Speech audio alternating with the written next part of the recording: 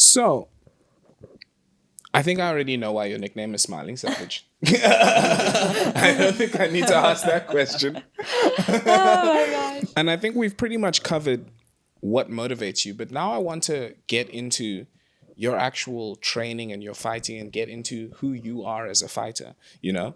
So you told us that your base is stand-up fighting.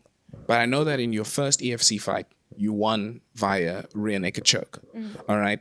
Now, I was watching one of your fights, particularly on YouTube. I was watching your fight with Mariette Gerber. It was your amateur one. I think it was IMMAF1 or MFC1? That was MFC. MFC. Yeah. And see, I didn't know about what your base was. I didn't know that your base was stand-up. Because I had seen that you had gotten a rear naked choke at EFC, I thought, jiu-jitsu.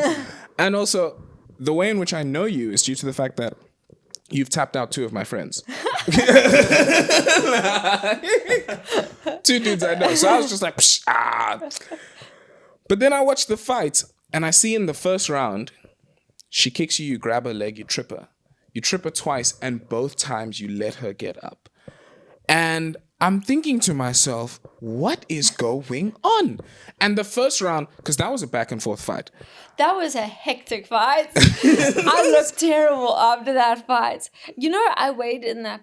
I shouldn't probably say this because it's not allowed, but I weighed into that fight with weights in my pockets to make weight because I was so desperate for a fight and there was no one in my weight category. So I just like put weights in my pockets, little kg weights to make that. Yo, that was a hectic fight. Because she was huge. Mariette was huge. She was a monster. She had like a truck. Yeah, there was a difference. Like her hands and everything were like larger, and all of her strikes you could see they were hitting with like vavoom. I think she thought I was a zombie. I was like the zombie apocalypse because I was dazed. Like I just kept coming. I think she was like, "What is going to take us put this little pipsqueak away?"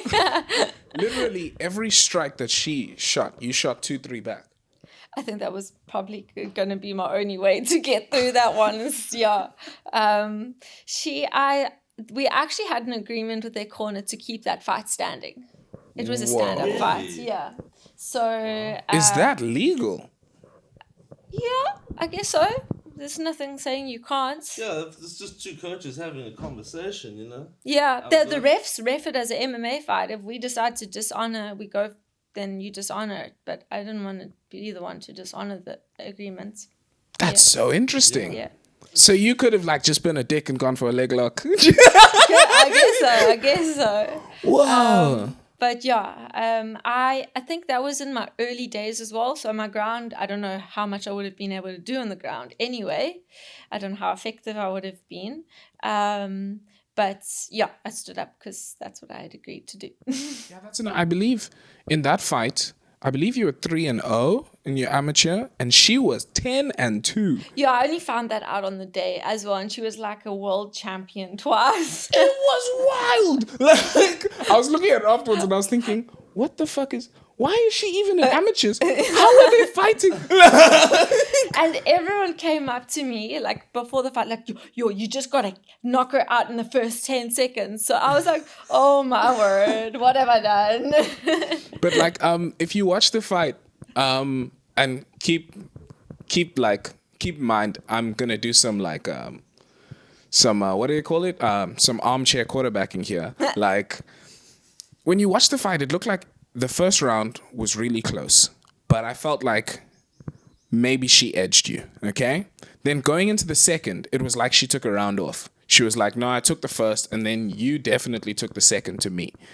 But then that third round was a war. I was swelled shut after that fight. My husband was like, I'm not going anywhere with you right now. Like, I look terrible. Jeez. But it was fun.